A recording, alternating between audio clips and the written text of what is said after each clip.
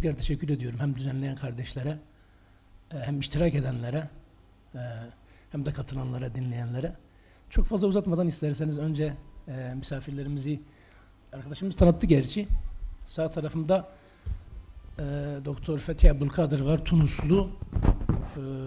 Beyt-i Makdis Öncüleri Kurumu'nun başkanı, dünyanın değişik yerlerinden Filistin davasıyla ilgilenen Müslümanlarla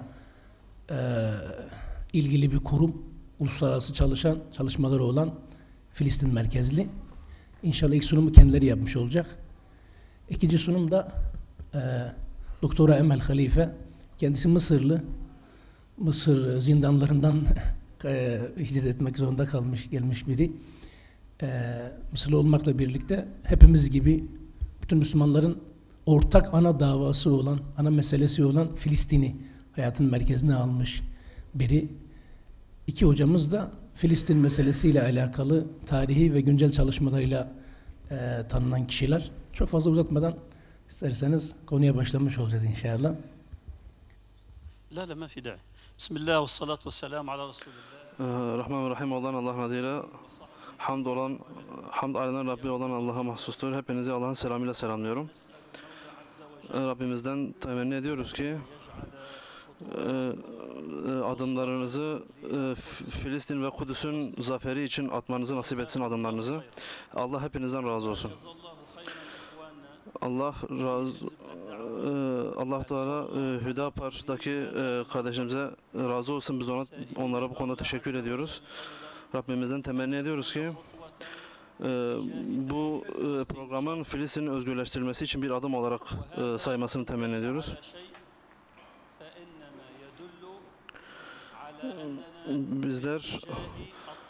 Biz şu an bu yaptıklarımızla anlıyoruz ki biz şu an Kudüs ve Filistin'e doğru bir yolda ilerliyoruz. Kardeşler az önce konuştukları gibi, parti başkanımızın belirttiği gibi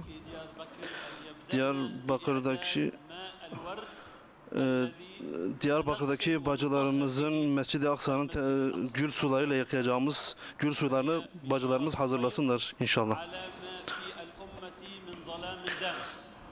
Rabbimizden temennimiz ümmeti bu karanlıktan kurtarsın. Bizler inşallah Allah'ın izniyle doğru yoldayız. Bizler Beyt-i Makdis'i özgürleştirilmek yolunda ilerliyoruz inşallah. Sunumumuz kısa olacaktır ve anlamlı olacaktır. Mescid-i Aksa'yı tanıtacağız inşallah sizlere. Mescid-i Aksa'nın önemi, yani önemini size anlatacağız. Ve Mescid-i Aksa'ya karşı bizim görevlerimiz nedir ve Mescid-i Aksa'ya yöneltilen tehlikeler ve sakıncalar nelerdir? Bunları işleyeceğiz inşallah. Bu mübarek meselenin özgürleştirilmesi için vesile olur inşallah.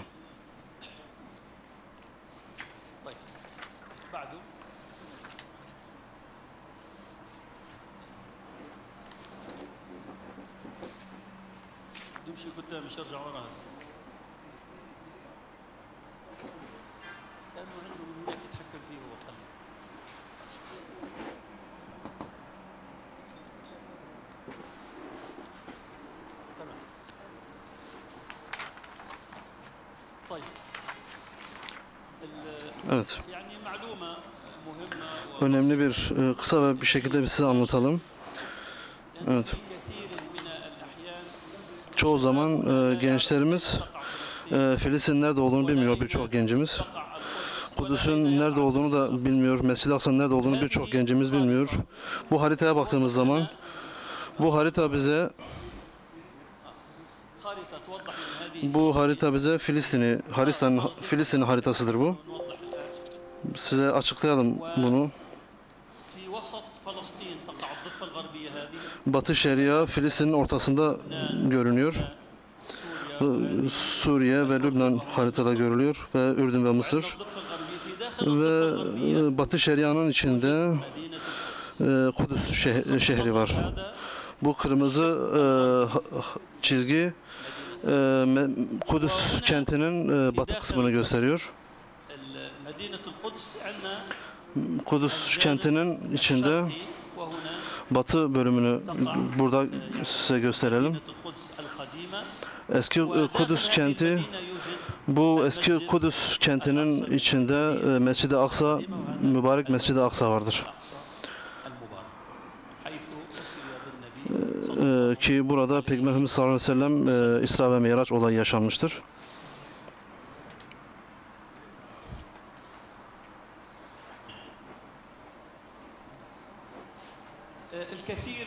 Çoğu kişi inanıyor ki Kıble Mescidi veya da Kubbetü's Sahra Mescid-i Aksa olduğunu zannediyor. Mescid-i Aksa bu fotoğrafta görüldüğü gibi bütün Sur bölgesinin hepsi Mescid-i Aksa'dır. Kubbetü's Sahra ve Kıble Mescidi de Mescid-i Aksa'nın içindedir. Yani bu surların içinde neresinde Müslüman namaz kılarsa ona Mescid-i Aksa'da namaz kılma hayrı vardır. Hatta bazı hadislerde orada bir namaz kılmak binlerce namaz kılmaya eşdeğer olarak bazı hadislerde belirtiliyor. İçinde yaklaşık 200 tane Müslüman eserleri var. 200'den fazla Müslüman tarihi eseri var Kudüs içinde.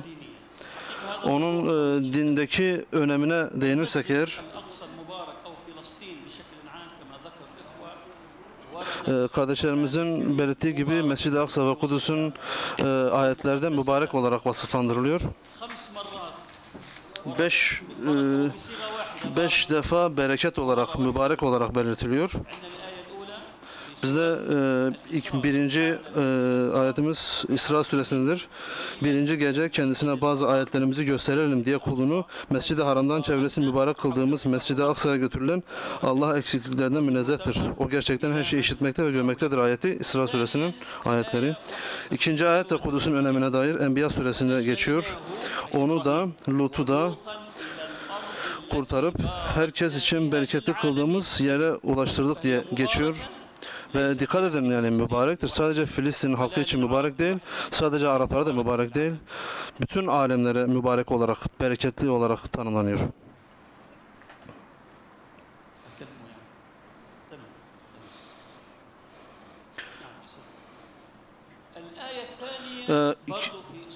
Üçüncü ayet yine Enbiya suresinde geçiyor. Süleyman'ın emrine de onun isteğine göre içinde bereketler yarattığımız yere doğru esmek üzere güçlü rüzgara verdik. Biz her şeyi biliriz. Ayet. Dördüncü ayet ise Kudüs'ün önemine dair Sebe suresinde geçiyor. Bereketli kıldığımız beldeler ile onlar arasında birbirini gören birçok yerleşim yeri oluşturduk ve bunlar arasında seyahati uygun konaklara ayırdık ayetinde geçiyor. Araf suresinin de yine şöyle hor görülüp ezilmekte olan ve o kavmi de İsrailoğulları için bereketlerle doldurduğumuz ülkenin doğu taraflarını ve batı taraflarını tamamen mirasçı kıldık ayeti ve son ayette ey kavmim Allah'ın sizin için vatan olarak yazdığı kutsal topraklara girin, sakın geri dönmeyin, sonra kaybedenler siz olursunuz. O zaman bu mübarek bir beldedir, bir topraktır. Ve o mukaddes ve mutahhar, temiz bir bölgedir. Mescid-i Aksa'nın kısaca önemine değinmek istersem, yani bu bölgede yaşanan savaşlar, sıkıntılar, sorunlar, bu bölgede yaşanan sorunların, sıkıntıların ana esası Kudüs'tür, Mescid-i Aksa'dır. Sadece işgali istemiyorlar.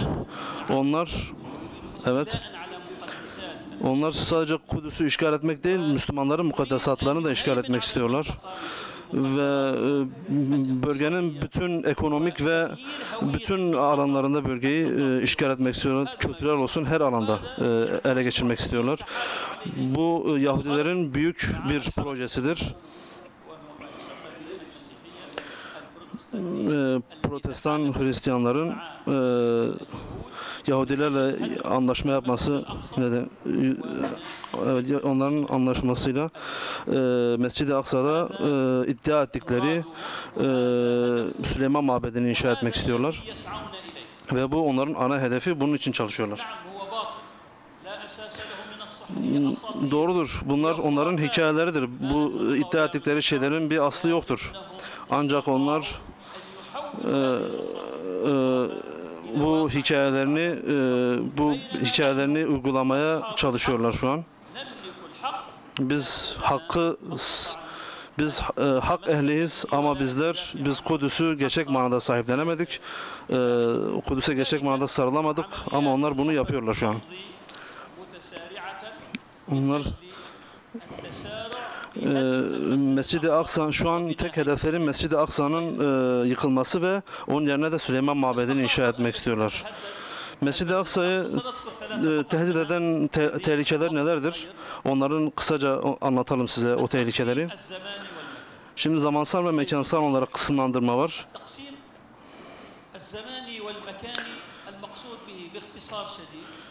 Kısaca bu zamansal ve mekansal tehlikeleri anlatalım. Burada Mescid-i Aksa'nın içinde Yahudilere özel bazı vakitler belirliyorlar ve başka bir vakit de Müslümanlara ayarlıyorlar. Saat 7:30'dan 11:00'a kadar bu süre içerisinde Yahudiler Mescid-i Aksa'ya gidiyor, onlara hastır.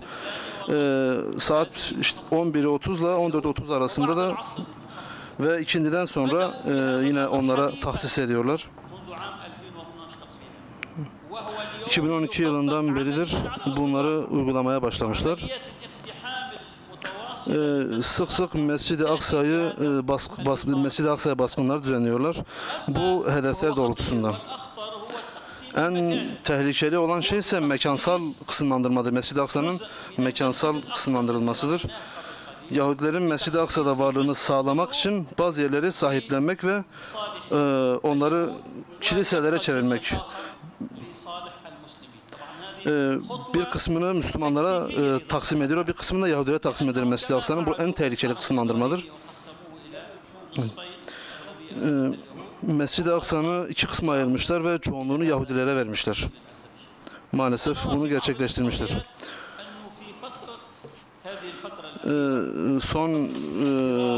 Son anlarda İslam ümmeti arasındaki Mescid-i Aksa'da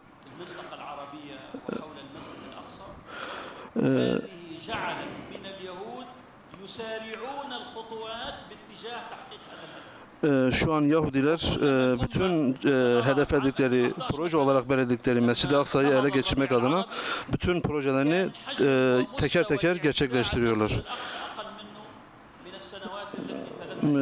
Özellikle bu Mescid-i Aksa olan düşmanlıkları son senelerde daha da kendini belli ediyor. Ümmetin bilinci ve ümmetin kalkınması sadece bu ikisi Mescid-i Aksa'yı kurtarmaya vesile olur. Hepimizin mesuliyetidir ve sorumluluğudur. Sadece Filistinlerin sorumluluğu değil, bilakis bütün Müslümanların sorumluluğudur. Mescid-i Aksa'yı özgürleştirmemiz lazım.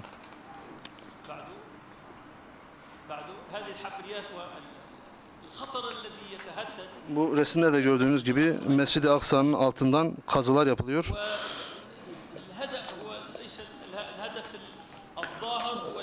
Ana hedef var ve yavaş hedef var.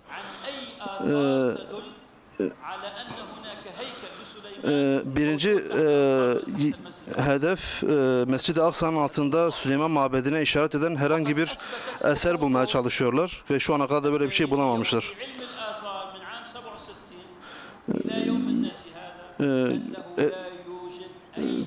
Kazılara başladıkları günden günümüze kadar hala kazılar yapıyorlar ve hala Mescid-i Aksa'nın altında veyahut da üstünde Yahudilere veyahut da Süleyman Mabedi'ne ait herhangi bir işarete rastlayamadılar.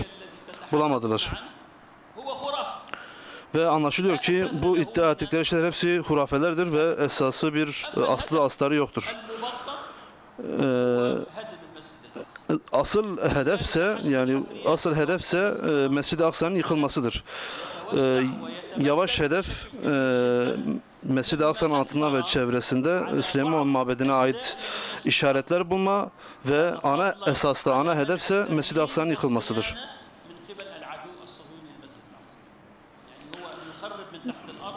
Mescid-i Aksa'nın alttan kazılar yaparak Mescid-i Aksa'nın altında Yahudiler için kiliseler oluşturuyorlar.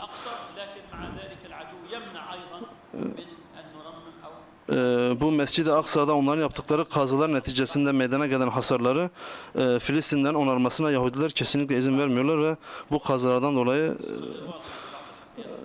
hasarlar meydana gelmiş. هذا أحد الكنس تحت حائط البراق ما يسمونهم حائط Bu gördüğünüz resimde gördüğünüz El Burak duvarıdır. Burada da gördüğünüz gibi bazı Tevrat rivayetlerini bulmak için yaptıkları kazıların resimlerini görüyorsunuz.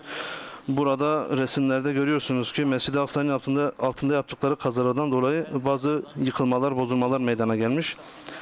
Ve burada da gördüğünüz gibi 72'den fazla tünel kazmışlar Mescid-i Aksa'nın altında ve bunlar da o tünellerin bazı görüntüleri.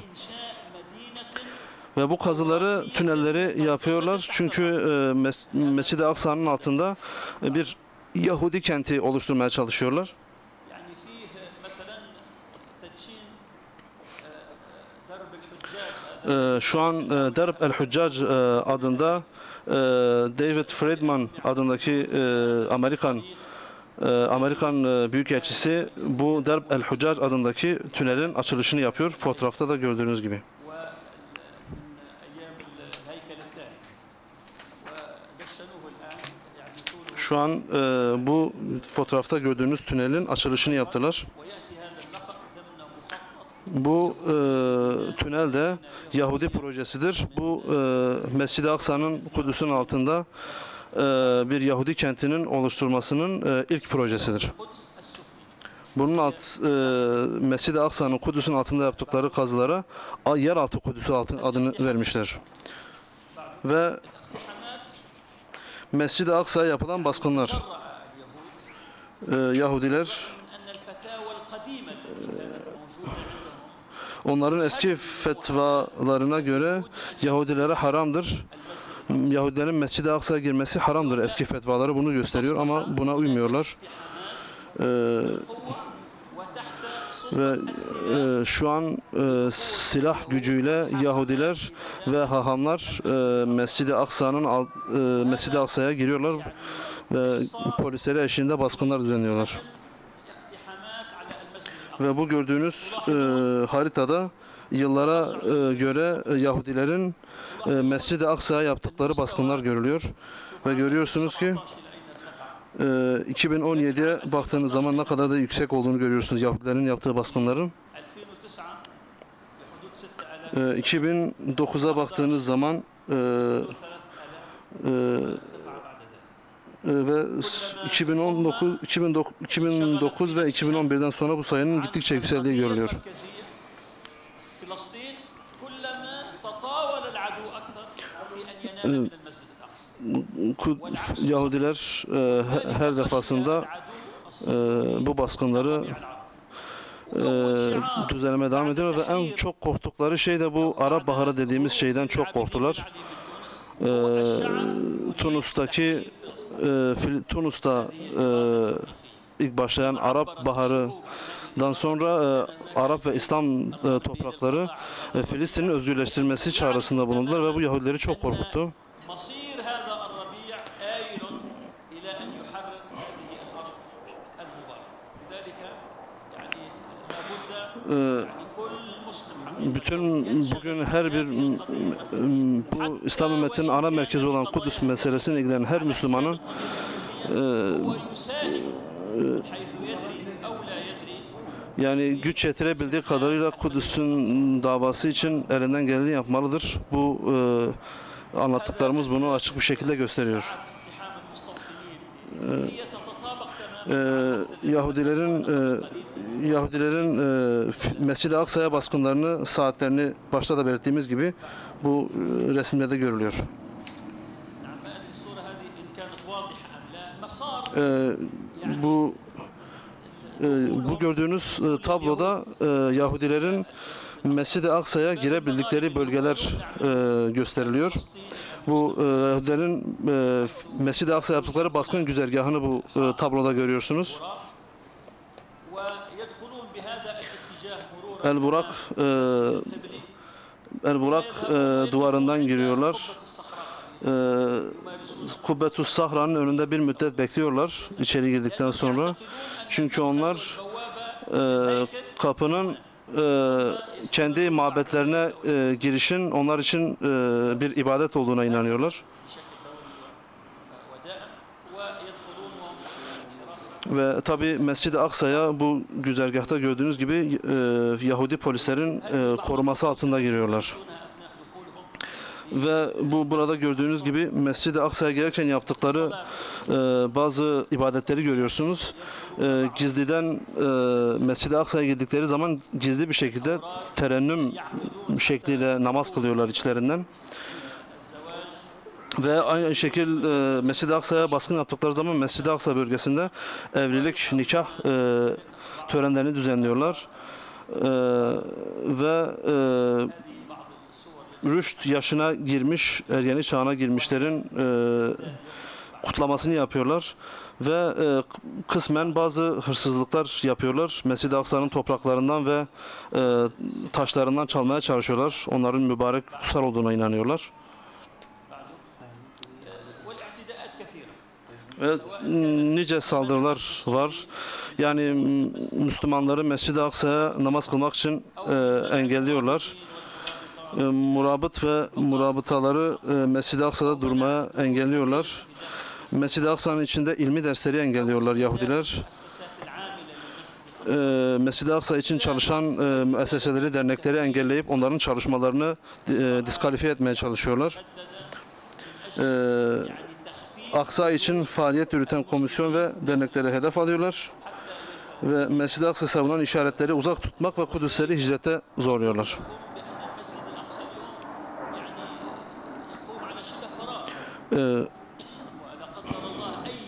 Allah Teala'nın takdir ettiğine baktığımız zaman yani Allah korusun Mescid-i Aksa'da yapılacak yani olacak herhangi bir deprem Mescid-i Aksa'nın tamamen çökmesine vesile olabilir. Çünkü Yahudilerin Mescid-i Aksa ve Kudüs altında yaptıkları kazılar çok büyük bir alana yayılmış ve bu ciddi bir tehlike arz ediyor. Mescid-i Aksa herhangi bir depremle çökebilir.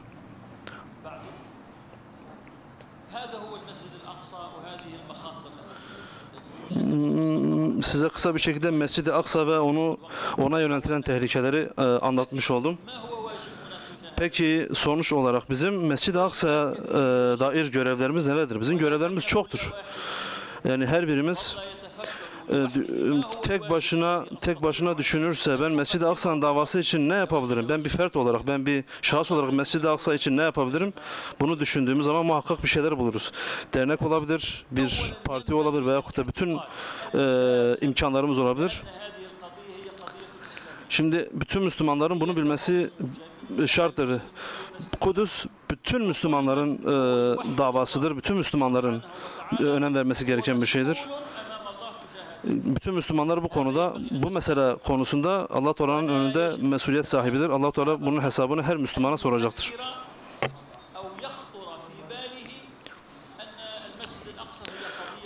Yani her Müslüman Mescid-i Aksa'nın Müslüman bir mesele olduğunu, Müslümanları ilgilendiren bir mesele olduğunu düşünen herkes Mescid-i Aksa'da ve Filistin'de yaşananlar Yahudilerle İsmail oğullarının ve bütün Müslümanlarla Yahudiler arasında olan bir mücadeledir, bir davadır. Her Müslüman, yeryüzündeki her Müslümanın görevidir. Mescid-i Aksa'nın özgürleştirilmesi her Müslümanın görevidir. Bu bizim kalbimize bir akide olarak yerleşmesi gerekiyor. Mescid-i Aksa'nın özgürleştirilmesi merkezi bir meseledir. Bu merkezi mesele sadece dille söylenen işte Kudüs Müslümanların önemli merkezi bir meselesidir. Bu boş bir söz değil. Yani sadece ağızdan çıkan böyle sıradan bir söz değil. Bu insana mesuliyet veren ve insanı sorumlu kılan bir sözdür. Tabi Mescid-i Aksa Müslümanların ana esas meselesidir. Öncelikle bu konuda bilinçlendirme çalışmaları yürütmeliyiz. Mescid-i Aksa'ya dair Müslümanları bilinçlendirmeliyiz. Bu çok önemli bir meseledir. Mescid-i Aksa ne anlama geliyor? Bunu bilinmesi lazım Müslümanlar tarafından. Mescid-i Aksa ile alakalı hadisler nedir, ayetler nedir? Bunları düşünüp anlamak, kavramak lazım.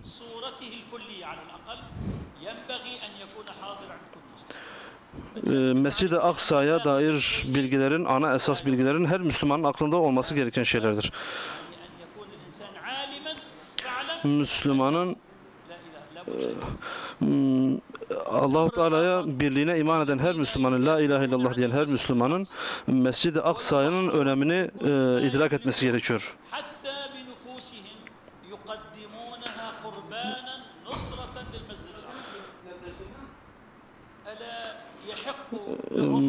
Müslümanlar olarak bu Filistin'deki kardeşlerimize, Filistinli kardeşlerimiz Kudüs'ün özgürlüğü için o kadar mücadele veriyorlar, o kadar bedeller ödüyorlar.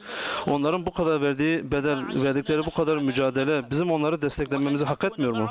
Biz onları desteklemeyecek miyiz? Onları bu davalarında, bu mücadelelerinde yalnız mı bırakacağız?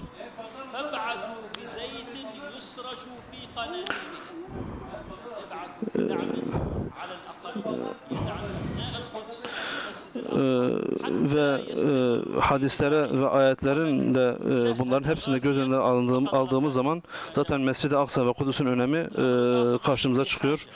Bunları anlatmaya zaten ihtiyaç duymuyoruz. Öncelikle basın alanlarını Mescid-i Aksa'nın ve Kudüs'ün özgürlüğü için kullanmamız lazım. En önemli ana basındır. Çünkü Kudüs davasını, Filistin davasını gerçek manada aktarabilecek en güçlü silah basın silahıdır.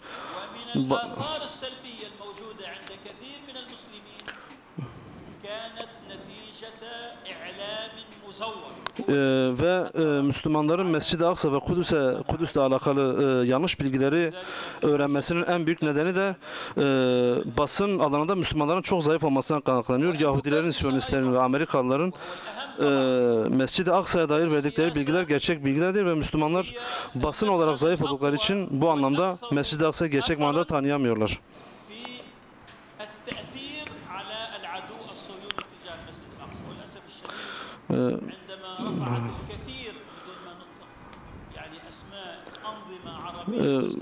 Arap ve İslami derneklerden bazıları, hatta birçoğu Mescid-i Aksa'nın savunulduklarını söylemelerine rağmen bu konuda gerçek manada bir mesafe kat edilemedi.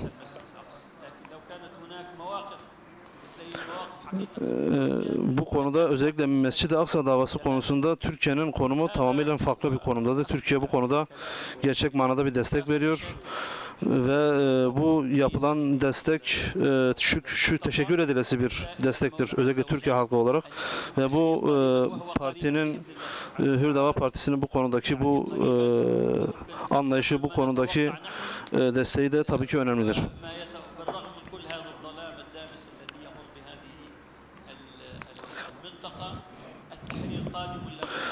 Allah'ın izniyle Kudüs'ün özgürleştirilmesi, Kudüs'ün özgürlüğü yakındır. Ve Allah'ın izniyle Müslüman olarak hepimiz, özellikle bu etkinliğe katılan kardeşlerimiz de Allah'ın izniyle hep beraber tekbirlerle ve salavatlarla Mescid-i Aksa'ya gireceğiz ve onu özgürleştireceğiz. Hep beraber Mescid-i Aksa'da namaz kılacağız ve sizi Allah'a emanet ediyorum. Selamun Aleyküm ve Rahmetullahi ve Berekatuhu.